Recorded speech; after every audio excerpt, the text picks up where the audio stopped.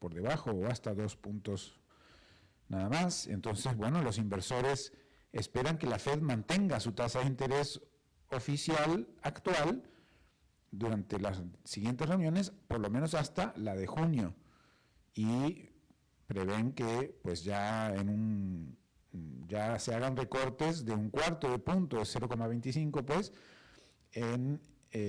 posiblemente en esa sesión de junio y también en la de septiembre. Pero lo interesante de esto, que se ha dado a conocer en Financial Times y en varios cables de distintas agencias informativas, es que hubo divisiones internas, y eso lo revelan las minutas divulgadas hoy justamente. Y por otro lado, las acciones del New York Times alcanzaron un máximo histórico tras conocerse que Berkshire Hathaway, el conglomerado de Warren Buffett, compró 5,1 millones de títulos por 351 millones de dólares. Bueno, cerca de 350 millones de dólares acaba de invertir Warren Buffett en el New York Times. El diario suma más de 12 millones de suscriptores digitales y reportó utilidades netas por 344 millones de dólares. Así que bueno, nada mal para un medio tan tradicional y respetado como el New York Times. Esto lo informa Bloomberg. En Europa, Hungría se encamina a unas elecciones clave el 12 de abril, en lo que se considera una prueba para la coalición anti-Unión Europea de Víctor Orbán. La economía lleva 3 años en desaceleración y la moneda ha caído 20% frente al euro en 16 años. Y las encuestas muestran ventaja a su rival, Peter Magyar. Bueno, vamos a ver qué pasa entonces en Hungría en abril, falta un tiempito todavía. Y en Italia, este país elevó 7,2% sus exportaciones a Estados Unidos en 2025. Llegó hasta 82.000 millones de dólares en ese año. Incluso pese a los aranceles de 15% impuestos a bienes europeos y con las amenazas adicionales al sector de pasta. Y por otro lado, en Reino Unido, casi 200.000 estudiantes en Inglaterra y Gales se han sumado a una demanda colectiva por clases afectadas durante la pandemia. En el University College London habría acordado pagar 26 millones de dólares para cerrar un caso con 6.500 exalumnos, nos dice el Financial Times. Así que vaya, una demanda colectiva por clases afectadas durante la pandemia en el University College London. Bueno, esto es preocupante. Los jueces de la Corte Penal Internacional denunciaron sanciones de la administración Trump que incluyeron cancelación de tarjetas y cuentas digitales de algunas de las personas de los jueces. Aseguran que las medidas buscan afectar su independencia en casos de crímenes de guerra y lesa humanidad. Las cuentas de Amazon y Google fueron canceladas para algunas de las jueces de la Corte Penal Internacional. La jueza Kimberly Post lo describió como un ataque directo y flagrante contra uno de los tribunales más prominentes del mundo. Estas son medidas coercitivas diseñadas para atacar nuestra capacidad de realizar nuestro trabajo de forma independiente, dijo la jueza Kimberly Post. Queremos que la gente comprenda lo equivocado que está esto. Esto sin duda es una noticia que tiene que tener amplia repercusión. Vamos a ver si la vemos en muchos medios después, porque sin duda pues atenta a la libertad a la independencia judicial, a la libertad de los jueces de la Corte Penal Internacional. Vámonos a Asia. Japón registró un salto de 16,8% en exportaciones en enero, hasta 59.000 millones de dólares, mientras las importaciones bajaron 2,5%. Aún así, el déficit comercial se redujo a 7.500 millones, ya está casi parejo, bueno, son millones de dólares, digo, menos de la mitad del déficit que había el año anterior, nos dice Associated Press. Vaya, con un salto de 16,8%, pues bueno, todavía hay déficit comercial, pero ya está mucho más cerca de una balanza equivalente entre exportaciones y las importaciones. Indonesia busca reducir a 18% los aranceles aplicados por Estados Unidos a sus exportaciones, tras haberlos bajado de 32 a 19 el año pasado. El presidente Prabowo Subianto viajó a Washington para negociar un nuevo acuerdo comercial con Estados Unidos, así que vamos a ver si logra. Bueno, está buscando un puntito de reducción, no es muy ambicioso, ¿no? Ya pasó de 32 a 19, ahora quiere 18. La vicepresidenta filipina, Sara Duterte, anunció que competirá en las elecciones presidenciales del 2028, la vicepresidenta actual, marcando distancia del presidente Ferdinand Marcos Jr. y defendiendo a su padre Rodrigo Duterte, el padre de la vicepresidenta Sara Duterte, que fue procesado por la Corte Penal Internacional. Así que se mueve el mundo electoral en Filipinas. Y en India, agricultores y educadores adoptan inteligencia artificial para automatizar cosechas y para corregir exámenes, buscando mayor eficiencia y reducción de costos tanto en el campo como en aulas de preparación para el servicio civil. Así que inteligencia artificial aplicada en India. Nos dicen algunos cables también. Bueno, por cierto, la palabra cables, me han preguntado por qué digo cables. Bueno, resulta que hace un par de siglos,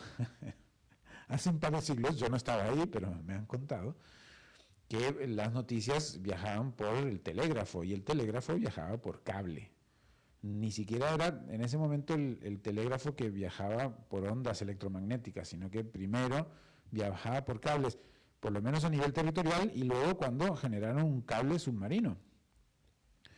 Entonces se les decía cables, y claro, eran caros, había que ahorrar en palabras, se pagaba por palabra, ¿verdad? Entonces las noticias viajaban por cable, pero necesitaban ser inmediatas.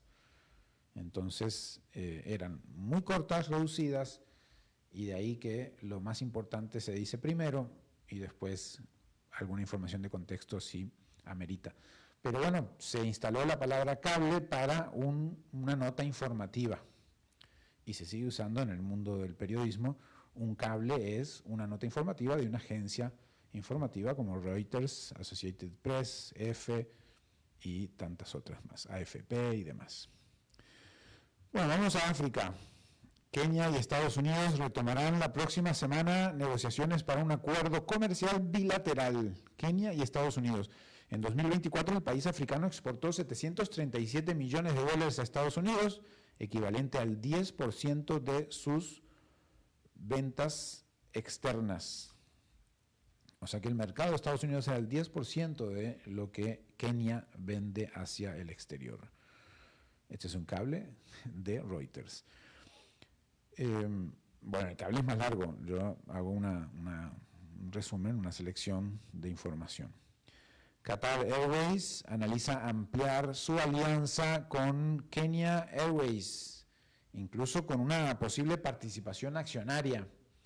Esto para fortalecer su presencia en África Oriental. Ambas aerolíneas ya comparten vuelos hacia 19 destinos en África, así que Qatar Airways busca ampliar alianza con Kenya Airways.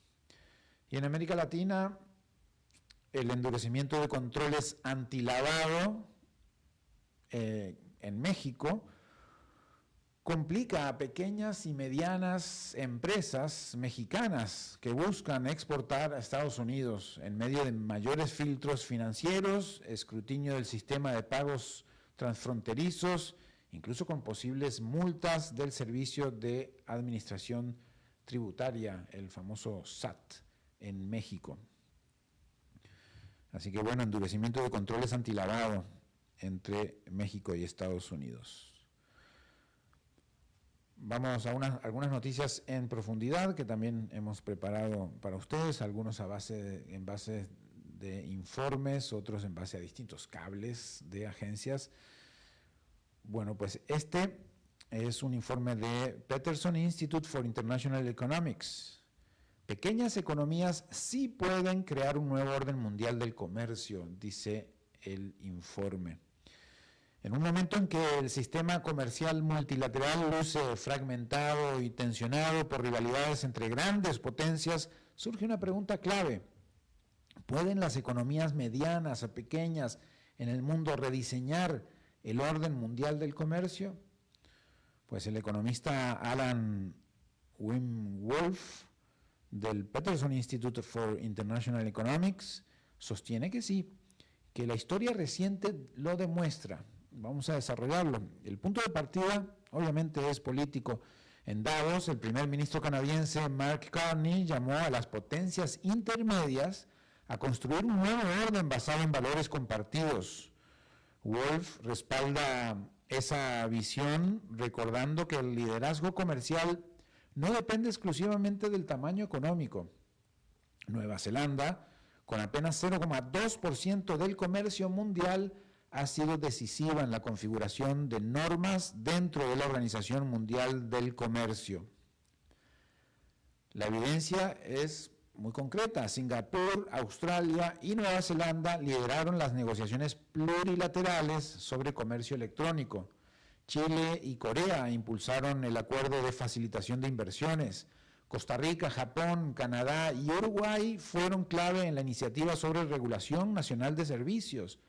Incluso acuerdos fuera de la OMC, como el Tratado Integral y Progresista de Asociación Transpacífico, ese es el nombre, CPTPP, o el Acuerdo de Asociación de Economía Digital, DEPA, nacieron del empuje de economías medianas y pequeñas, dice el informe. Europa, por su parte, tiene peso suficiente para desempeñar un rol central. La Unión Europea concentra cerca del 15% del comercio mundial, más que Estados Unidos o que China, y ha promovido mecanismos alternativos de solución de controversias, como el MPIA, que agrupa países responsables de 60% del comercio global. El diagnóstico de Wolf es claro. El libro de reglas vigente, construido entre 1948 y 1995, ya no responde a desafíos como el comercio digital, la inteligencia artificial o el ajuste de carbono en frontera. Si las grandes potencias no lideran la actualización, las economías medianas pueden y deben hacerlo. La historia sugiere que no es el tamaño lo que define el liderazgo, sino la voluntad de construir reglas comunes. Bueno, un informe muy positivo para las pequeñas economías y para el comercio mundial basado en reglas, que está en un momento complejo, ¿no? Lo hemos visto a diario aquí con las informaciones como los aranceles, pero no solo eso, sino pues las distintas formas de llevar adelante el comercio internacional van socavando en algunos casos esas reglas, ese comercio basado en reglas que se fue forjando durante los últimos años y ahora ya está en un lugar muy complicado. Vamos a ver ¿cuáles más tengo por aquí? Jóvenes optimistas ante la inteligencia artificial pese a menos empleos de entrada. Mientras la economía de Estados Unidos sigue sumando empleos y la tasa general de desempleo bajó a 4,3% en enero, el panorama para los más jóvenes es más complejo. Entre quienes tienen 16 y 24 años, el desempleo alcanza 9,4% en Estados Unidos y varias grandes empresas ya han reducido plazas de nivel inicial, en parte por el avance de la inteligencia artificial. Sin embargo, los adolescentes no parecen desanimados. Un informe de Junior Achievement que encuestó en enero a más de 1,000 jóvenes entre 13 y 17 años revela que el 73% cree que el auge de la inteligencia artificial tendrá un efecto mayormente positivo o ningún impacto en su capacidad de conseguir un buen empleo bien remunerado. Bueno, eso es lo que creen. Además, 68% planea asistir a la universidad, pues similar a los años anteriores. El contraste es evidente. Mientras los estudiantes de secundaria mantienen el optimismo, quienes están más cerca del mercado laboral comienzan a ajustar expectativas. Según la Asociación Nacional de Universidades y Empleadores, las contrataciones previstas para la generación de 2026 crecerán apenas 1,6% respecto a la del 2025. Se quedará corto porque la población crece más que eso, ¿no? El impacto tampoco es uniforme. De acuerdo con un reporte de Indeed, los puestos iniciales en tecnología y finanzas son más vulnerables a la automatización por inteligencia artificial generativa, capaz de reemplazar tareas analíticas. En cambio, sectores como enfermería, manufactura y construcción muestran mayor resiliencia, al menos pues por ahora. El temor a una posible recesión de cuello blanco impulsada por la IA ya está influyendo en decisiones educativas. Cada vez más estudiantes optan por títulos de 2 años o certificaciones técnicas, priorizando inserción laboral rápida y menor costo frente a la universidad tradicional de 4 años. La pregunta no es solo si habrá empleo, sino cómo prepararse para un mercado que cambia más rápido que nunca. Bueno, importante, ayer veíamos cuáles eran las principales rubros de carreras, de estudios, y hoy vemos que pues los jóvenes siguen siendo optimistas, pese a que la IA puede ser un poco, puede recortar algunos de esos primeros trabajos. Bien, vamos a ver si tengo tiempo para esta información. Les decía que hoy en Mar-a-Lago, famoso porque pues es el mismo lugar donde han sucedido algunas de las cosas de Epstein, pero en este caso se hizo la reunión convocada por los hijos de Donald Trump, entre otros. El debate sobre el futuro de las criptomonedas en Estados Unidos volvió al centro de la escena, esta vez con la voz de uno de los pesos pesados de Wall Street, el director ejecutivo de Goldman Sachs, David Solomon. Afirmó que es muy, muy importante codificar un sistema basado en reglas para definir cómo operarán las criptomonedas y los instrumentos financieros vinculados en el país. Solomon hizo estas declaraciones durante el World Liberty Forum, realizado en el Club Mar-a-Lago en Florida y organizado por la iniciativa Cripto de la familia Trump, la World Liberty Financial. En conversación con CNBC, David Solomon subrayó que el sistema bancario estadounidense debe coexistir con la innovación tecnológica, pero bajo un marco normativo claro y sostenible en el largo plazo.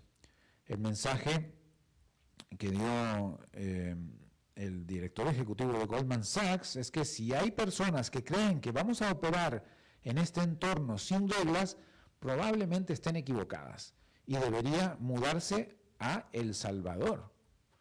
Dijo en alusión al país centroamericano que adoptó el Bitcoin como moneda de curso legal y cuya reserva ha perdido valor tras la caída del precio de la criptomoneda. Bueno, tremendo dardo ahí a El Salvador de parte de Goldman Sachs. Las declaraciones se dan en medio del avance y también estancamiento del llamado Clarity Act, un proyecto que busca crear una estructura regulatoria nacional en Estados Unidos para el mercado cripto. El texto quedó trabado por desacuerdos entre las empresas de activos digitales sobre si las empresas de activos digitales pueden ofrecer recompensas o pagos sobre stablecoins, algo que la banca tradicional ve como competencia directa frente a los intereses que paga por depósitos. El secretario del Tesoro, Scott Bessent, también respaldó la necesidad de reglas claras ante el Senado. Solomon, por su parte, dejó abierta la puerta, dijo estar sumamente interesado en el negocio cripto, siempre que opere dentro de un sistema regulado, previsible. Y bueno, justamente vamos a mirar cómo está el cripto el día de hoy, 66, ayer estaban 67 y pico, casi 68, hoy están 66.334 dólares el Bitcoin, subiendo un poquitito, 66.335, 36, ahí se está moviendo 38, 40, bueno, ahí se va. Pero está ahí en los 66.000 dólares el Bitcoin.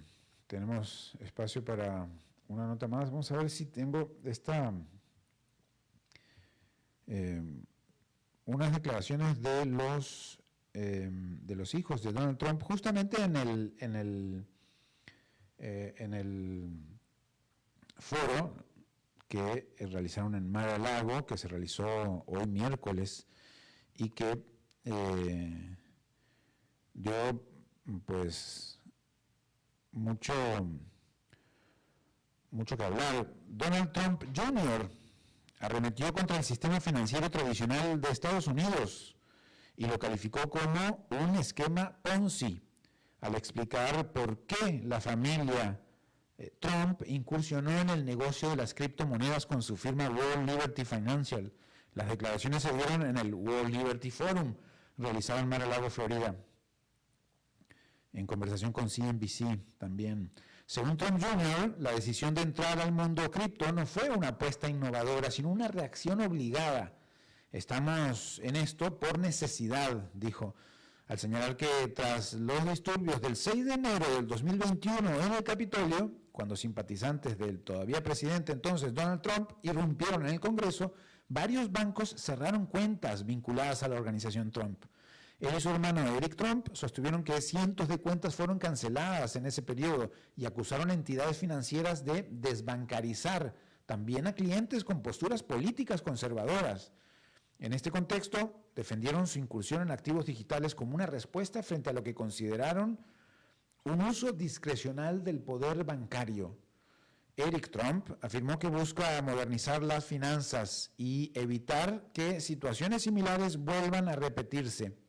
Somos las personas más canceladas del mundo en 2020 y 2021, dijo Eric Trump, al presentar el proyecto cripto como una especie de reivindicación familiar. Las declaraciones se producen en medio de un debate más amplio en Estados Unidos sobre regulación financiera, libertad de expresión económica y el papel de las criptomonedas como alternativa o complemento al sistema bancario tradicional. Bueno, el mismo evento, pero dos miradas muy distintas, la de Donald y Eric Trump con la de el director ejecutivo de Goldman Sachs, que veíamos hace unos segundos, hace unos minutos, David Solomon. Muy bien, pues ahí lo tiene usted, este debate apenas inicia. Como le he dicho siempre, esto de las criptomonedas y también la blockchain son tecnologías que muy pronto van a estar más cerca de usted, así que váyale poniendo atención. Vamos a una muy breve pausa, enseguida volvemos con nuestra entrevista de esta tarde. Regresamos a las 5 siempre con Fernando Francia. El agua es vida, salud y bienestar. Por eso, vos y los tuyos necesitan agua purificada, ozonizada y embotellada San Ángel. Hace que tu vida sea más larga y saludable con agua San Ángel. Disfrútala naturalmente y viví una experiencia con agua purificada San Ángel. Pureza que se siente. Búscanos en Facebook como Agua San Ángel. Continuamos escuchando a las 5 siempre con Fernando Francia. Gracias por continuar en contacto, en sintonía, conectados. Bueno, les decía, Ucrania y Rusia cerraron en Ginebra una nueva ronda de conversaciones sin avances políticos sustantivos, dicen varias agencias, pero con progresos técnicos en el plano militar para supervisar un eventual alto al fuego. Mientras Kiev sostiene que casi todo está acordado, en lo operativo persisten profundas diferencias en los asuntos territoriales y en la arquitectura política de una eventual paz. La mediación de Estados Unidos y la participación indirecta de potencias europeas agregan presión más bien y complejidad a una negociación que avanza en lo técnico pero tropieza en lo estratégico. La cuestión territorial, la gestión de zonas ocupadas y la desconfianza mutua sigue marcando el ritmo de un proceso que podría definir el equilibrio de seguridad europeo en la próxima década. Nos acompaña para analizar esto, para poner un poco en perspectiva, para contarnos lo que pues él ha visto, Jesús Agreda. Él es analista internacional, profesor de estudios europeos y relaciones internacionales de la Universidad del Rosario de Colombia y es de origen ucraniano y amigo del programa, así que pues siempre le consultamos cada tanto cómo avanza esto en su cuarto, ya ahora creo que en febrero estamos en su cuarto aniversario, ¿no? Jesús, ¿cómo estás? Sí, así es. Sí. Bueno, buenas noches, ¿qué tal? ¿Cómo han estado?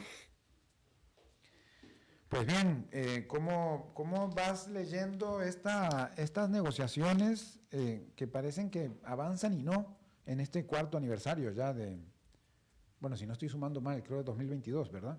Sí, exacto. Bueno, llevamos para 4 años.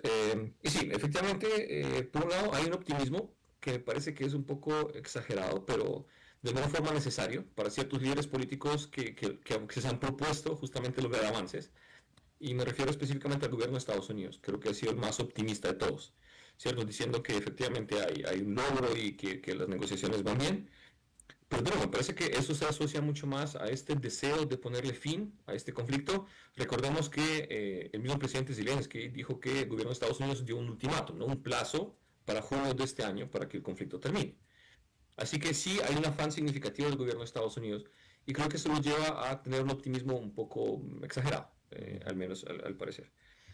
Pero también es bueno ver el vaso medio lleno. Esperemos que el conflicto realmente se pueda resolver, ¿cierto? Pero la verdad es que me parece que en terreno el problema de fondo no se ha resuelto y es muy difícil que se resuelva, al menos rápidamente. Y es dos temas muy concretos. El primero, el territorio, que ya hemos mencionado la vez pasada, ¿cierto? Es decir, el resultado de esta negociación debe dejar pues una especie de frontera entre Rusia y Ucrania. Sabemos que Rusia está solicitando un territorio adicional y Ucrania no está dispuesto a cederlo. Y segundo punto esencial y es cómo exactamente es que se va a garantizar la seguridad de Ucrania, las garantías de seguridad. Y vemos que hay un problema muy serio porque Ucrania solicita constantemente la presencia de tropas extranjeras y Rusia se opone muy fuertemente a eso.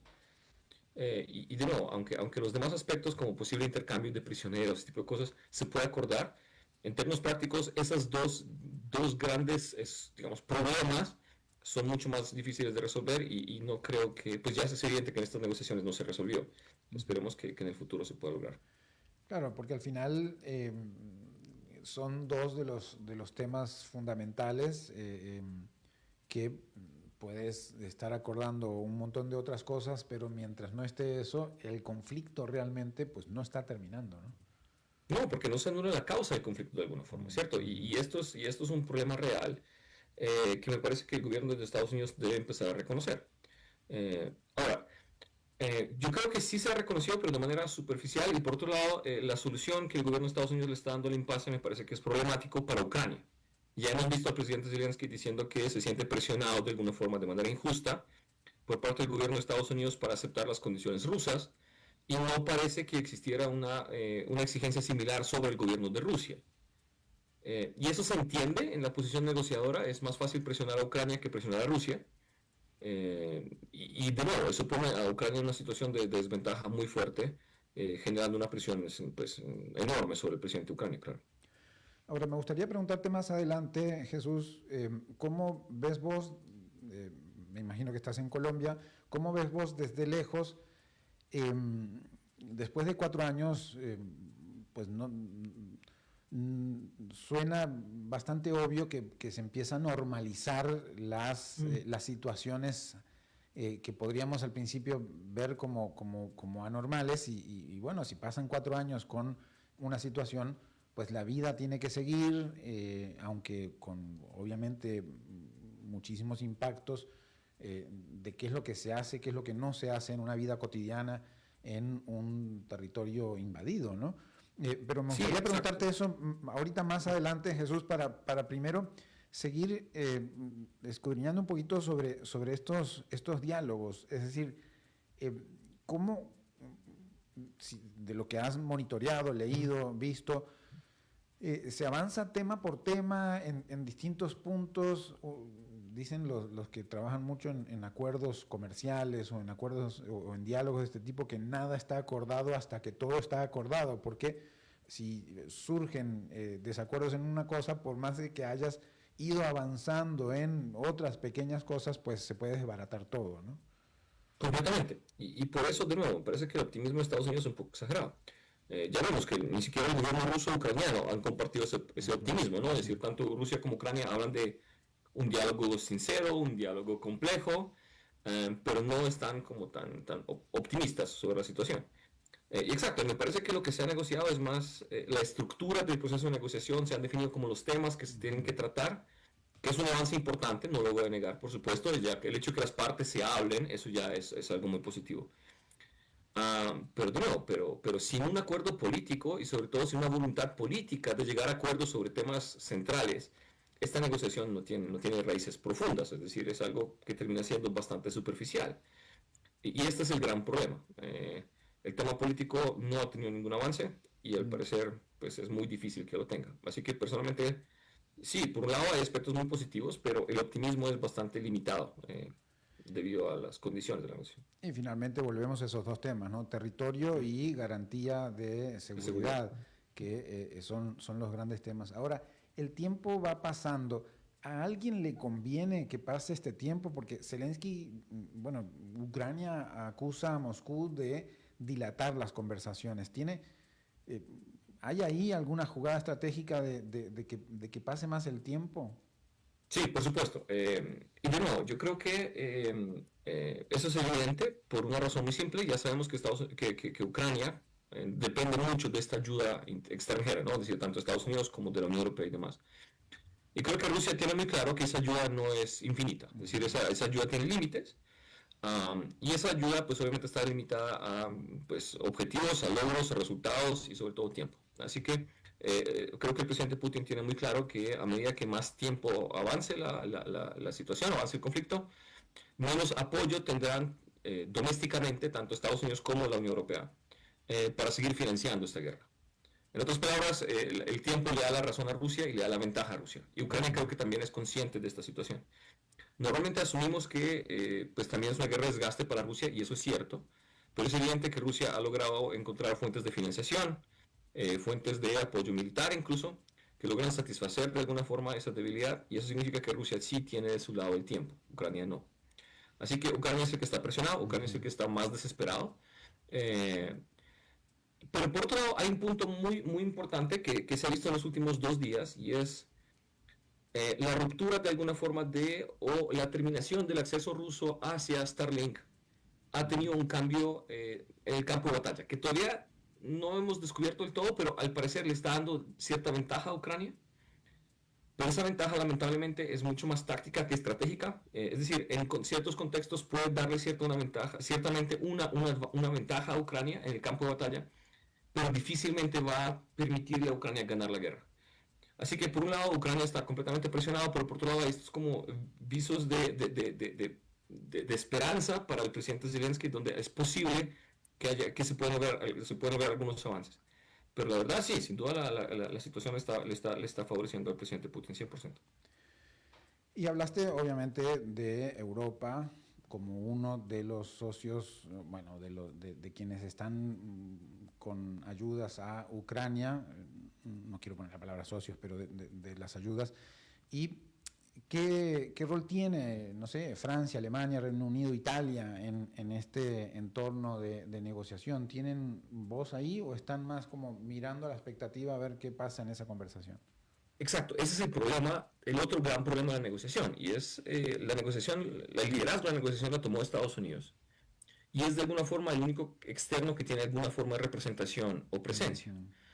Las razones son dobles y son igualmente problemáticas para la Unión Europea. La primera es que Rusia no ha reconocido a la Unión Europea como un intermediario o un interlocutor válido. Y eso tiene razón de ser, porque finalmente recordemos que la Unión Europea no es un Estado, no es una asociación de Estados que depende que los miembros se pongan de acuerdo. Y el hecho de que en la Unión Europea haya aliados de Rusia como Hungría, por ejemplo, en algunos aspectos dificulta mucho que ese consenso exista, claro, y que realmente la Unión Europea tenga el peso político suficiente para ejercer alguna presión. Y por otro lado, el problema ya es la posición directa de Estados Unidos. Porque justamente en este afán de resolver el conflicto lo más rápido posible, Estados Unidos ha tratado de reducir al mínimo el número de participantes en una posible negociación.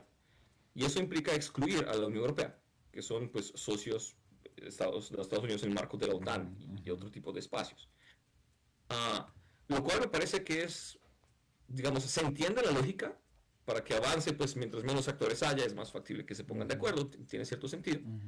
Pero por otro lado, no nos olvidemos que para que la guerra llegue a su fin y eventualmente las sanciones contra Rusia se levanten, la Unión Europea tiene que estar de acuerdo, porque algunas de las sanciones las impuso la Unión Europea sin Estados Unidos. Y eso significa que incluso lo que se negocia aquí, si la Unión Europea no está dispuesta a ratificarlo, no necesariamente, o si la Unión Europea no está de acuerdo, habrán serios problemas para el proceso de paz a futuro. Claro. Jesús, ahora sí, por brutal que parezca, pero la normalización de un proceso de guerra, pues termina dándose, ¿verdad? Y de un proceso de invasión. ¿Cómo se vive? Tenemos unos 4 minutos, pero ¿cómo se vive en Ucrania ese proceso?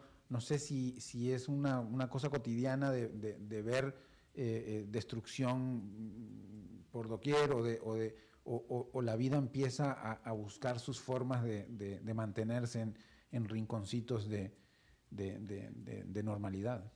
Sí, la verdad es que hay dos realidades que no podemos negar. Uno es la Ucrania que no está directamente involucrada en la guerra, ¿cierto? La parte más occidental del país, donde efectivamente se entiende la presencia de la guerra, pero no se vive un efecto tan inmediato, es decir, la destrucción no es la misma, y donde la vida es un poco más normal, lo que sea que eso signifique en un país invadido, pero de alguna forma la gente vive pues, su vida de manera más o menos parecida a la nuestra. Y por otro lado, pues obviamente está la Ucrania invadida y la Ucrania que está en el frente de batalla. La Ucrania invadida es, yo creo que la más trágica de alguna forma, porque las personas bajo ocupación tienen dos alternativas, ¿no? O irse para no sufrir esa ocupación, o segundo, sufrir todas las consecuencias negativas de esa ocupación. Y eso implica violaciones y abusos de derechos humanos, eso implica apropiación de recursos propios, es decir, los carros y demás, ya hemos visto las ofensivas rusas con carros particulares, esos carros particulares salen justamente de esta población. Y donde además esta población tiene que cumplir con unas exigencias. Uno, tiene que empezar a hablar ruso, si no lo habla tiene que aprender, es decir, ya tiene que vivir bajo la realidad de este nuevo país, tiene que cumplir con las normas rusas, tiene que pagar impuestos rusos, es decir, tiene que ir, si hay niños y eventualmente hay un colegio todavía en pie, tienen que ir a estudiar bajo la visión de Rusia. Y esto, por supuesto, es muy trágico para las personas que no tienen otra alternativa, que simplemente o no tienen dónde irse o simplemente, digamos, no tienen otra opción. Así que sin duda es una tragedia que no podemos olvidar. Pero lamentablemente es cierto, mientras más pasa el tiempo, más nos olvidamos de esa realidad, menos se habla de esa realidad. Y aparecen otros temas importantes que de alguna forma ocupan nuestro interés. Claro. Y Kiev está un poco como en el medio hacia arriba, ¿no? del mapa ucraniano y quizás es quizás la frontera de Kiev hacia Occidente. Se vive con más normalidad, como decís, aunque con la conciencia de que esto está pasando. Y en Kiev, ¿qué será? Está un poquito como en el medio, siempre con miedo de que algo pase, ¿no? Exacto, Kiev es como el punto intermedio que vive las dos realidades, es decir, en los momentos en los que Rusia suspende un poco los ataques con drones y con misiles, las cosas se calman y la gente vuelve un poco a experimentar esta vida normal, pero vemos que en los últimos meses ese no ha sido el caso, es decir, los ataques aéreos han aumentado y eso le recuerda a las personas justamente la realidad de la guerra.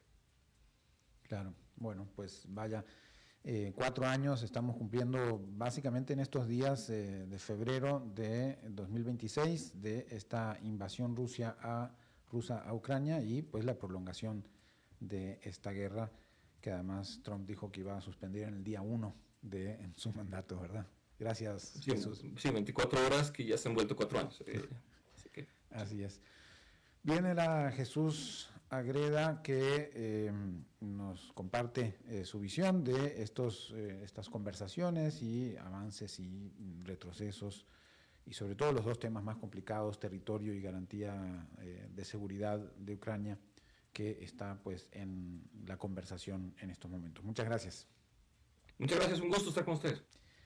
Bien, y pasamos de esta conversación con el analista internacional Jesús Agreda, que es además profesor de Estudios Europeos y Relaciones Internacionales en la Universidad Rosario de Colombia. Venimos a la columna de tecnología de Daniel Hernández, como todos los miércoles. Qué bueno que estás ahí, Daniel, muchas gracias. ¿Cómo te va? Hola Fernando, muchísimas gracias y a completar la tarea de la semana pasada. Vamos a ver, ¿qué nos trae? La semana pasada conversamos un poco de la inteligencia artificial desde el punto de vista de implicación de mercados financieros, pero de transacciones financieras. Y tú me hacías la pregunta de, bueno, ¿qué piensa Warren Buffett con todo esto? Entonces voy a darles hoy mi conjetura de qué es lo que piensa Warren Buffett de todo esto. De nuevo, igual que el segmento pasado, antes de continuar, no soy inversionista ni analista financiero y esto es una lectura personal y original, como les dije, una conjetura. Ahora sí, arranquemos. Durante décadas, millones de inversores han intentado imitar a Warren Buffett. Comprar lo que él compra, esperar lo que él espera y confiar en el largo plazo.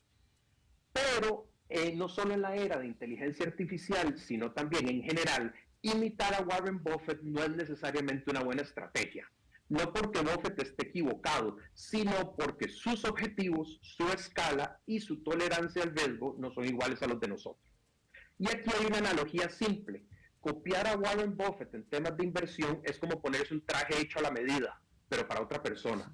Desde lejos puede verse impecable, pero no está diseñado ni para tu cuerpo ni para tus movimientos y justamente puede limitarlo a uno cuando uno más flexibilidad necesita. Entonces, vamos a entender al inicio un poquitito a Buffett y después cómo interactúa con AI. Él no invierte como uno y esa es la clave. Buffett administra billones de dólares. Su prioridad no es maximizar retornos explosivos, su prioridad es preservar capital, balancear riesgos y asegurar estabilidad a largo plazo. Un inversionista individual puede permitirse apostar por empresas de alto crecimiento y alta volatilidad, si así lo quiere. Buffett no. De forma simplificada, busca negocios con con una baja volatilidad relativa, busca inversiones que balanceen sus portafolios para resistir crisis sistémicas, o sea, todo el mercado, y para él es más importante entender y tener previsibilidad que cualquier otra cosa. No es conservadurismo, es gestión de escala. ¿Qué es lo que verdaderamente le preocupa a Buffett? Y es la curva de crecimiento exponencial. Uno de los elementos más inquietantes del ecosistema de la inteligencia artificial es la velocidad de crecimiento. Dario Amodei, que lo mencionamos mucho aquí en el segmento, que es el CEO de Anthropic, ha hablado de que más o menos ellos llevan una curva de crecimiento de 10 veces por año.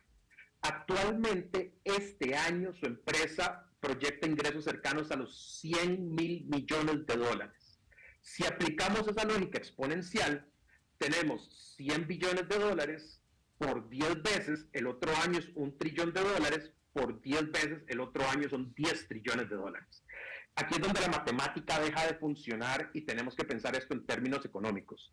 La economía global simplemente no puede absorber ese ritmo de crecimiento sostenido. La mayoría de esos proyectos se planifican con proyecciones a 5 años. Entonces, en este momento, esa regla del 10x nos lleva a que la inteligencia artificial va a consumir todo el capital disponible en el mundo en un par de años, o que verdaderamente es un ritmo que no podemos sostener. Pero ahí es donde empieza el problema. ¿Por qué? Porque en este momento las empresas de inteligencia artificial tienen que tomar una decisión sobre si el 2027 va a ser $1 trillón o 100 billones o 250 o 3 trillones. Esto tiene consecuencias importantes en cuánta plata gastan en centros de datos, en infraestructura de energía, en capacidad de cómputo, en contratos a largo plazo, en talento especializado. Esto lo hablamos un poco cuando hacíamos la analogía de la jungla de la inteligencia artificial y cuáles son los jugadores. Entonces, si este crecimiento no ocurre, la empresa va a quedar atrapada con costos fijos gigantescos que la van a aplastar sin piedad. Pero si proyectan con demasiada cautela y el crecimiento sí ocurre y un competidor más agresivo apuesta sobre ese crecimiento, los va a sacar del mercado. Es un dilema sin solución perfecta. Y este es el meollo del asunto para entender la relación de Buffett con inteligencia artificial. Este es el tipo de riesgos que él evita. Él no le teme a la tecnología. Él le teme a modelos de predicción que requieren que el futuro sea perfecto para que las empresas sobrevivan. Ahora, volviendo a hacer un poco referencia al tema de la jungla y los jugadores de la inteligencia artificial, ¿por qué Google sí encaja en el modelo de Buffett? Va a parecer contradictorio. Buffett dice, la inteligencia artificial es muy riesgosa, pero sí voy a invertir en Alphabet. Bueno, porque Google o Alphabet no tienen los mismos riesgos estructurales que muchas de las startups de inteligencia artificial como OpenAI. Ellos tienen infraestructura a escala planetaria, con centros de datos globales y infraestructura de cómputo que no le tienen que envidiar nada a nadie. Su existencia no necesita una apuesta de expansión especulativa. Segundo, la inteligencia artificial es complementaria, no es el centro de su negocio, aunque así se convierte a través de los años. Para muchas startups, la inteligencia artificial es la única apuesta. Para Google, la inteligencia artificial le permite mejorar productos ya existentes y altamente rentables como YouTube o como búsqueda o como Gmail. Y lo otro que hablábamos en ese momento es que la distribución ya está resuelta. Google tiene billones de usuarios en su ecosistema. No necesitan nada de construcción de demanda. Entonces, Buffett no está apostando por la capacidad tecnológica, está apostando por la capacidad de monetizarla sin asumir riesgos existenciales. El error de imitar a Buffett sin contexto y decir debo de comprar lo mismo, ignora su horizonte temporal es multigeneracional. Cuando uno administra un fondo de cientos de billones de dólares, estamos hablando de 10 generaciones. Su portafolio, como está construido, balanceando las betas y las correlaciones de mercado, es bueno absorbiendo la volatilidad. Su objetivo principal es preservar capital y su escala exige evitar riesgos estructurales. Para finalizar, Buffett con su apuesta en Alphabet no contradice su prudencia, la confirma. Es un reconocimiento que la inteligencia artificial va a ser una capa estructural del mundo económico, pero también una elección deliberada de que dentro de este universo Google es la apuesta más certera, por las razones que acabamos de hablar. Al mismo tiempo, no nos confundamos con el debate sobre una posible burbuja de inteligencia artificial. ¿Por qué?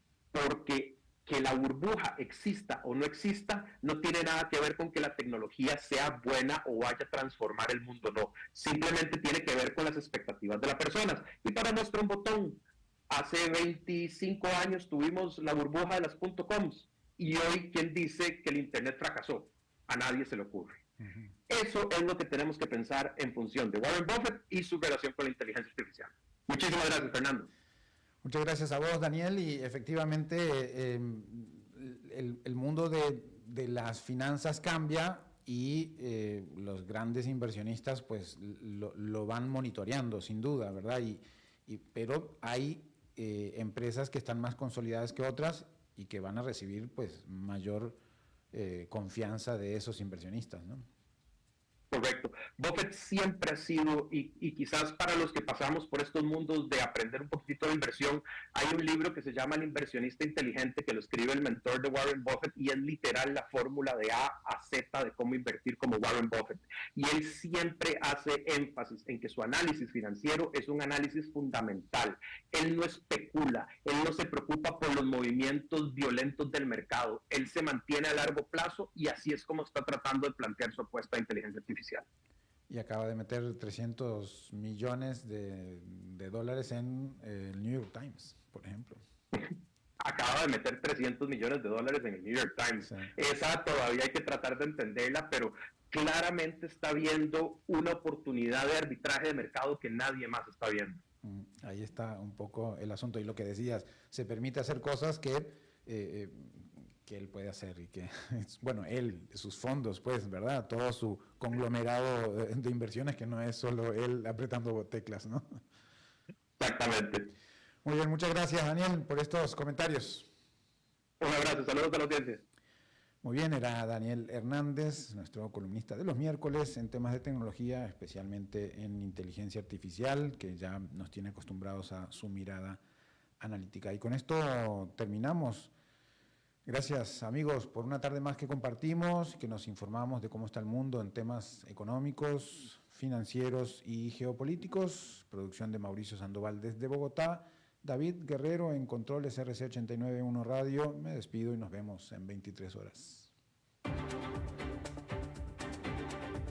Concluye a las 5 siempre. Economía, finanzas y realidad internacional para entender lo que importa. De lunes a viernes a las 5 de la tarde, con la conducción de Fernando Francia, aquí por CR.